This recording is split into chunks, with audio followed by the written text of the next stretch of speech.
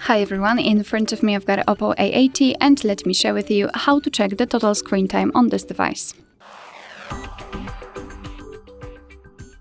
So first of all, let's enter the settings, and here we have to scroll down to the very bottom to find digital well-being and parental controls. Let's tap on it.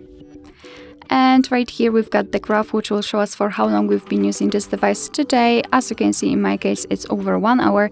Most of the time I've spent on the settings, then phone, Play Store, etc. We've got also the unlocks and notifications count. So basically, if you want to check some further details, simply tap inside this graph and you can be transferred to the dashboard, which will show you the screen time in specific days of the week. You can compare them, of course. You can change the screen time to notifications received and times opened, and under it you've got the list of apps which you've been using with the exact time you've spent on them. And the second way is to tap directly on the app, which means that the dashboard will be tightly connected with only this app. You can check again the screen time and the notifications received and times opened, and from daily to hourly.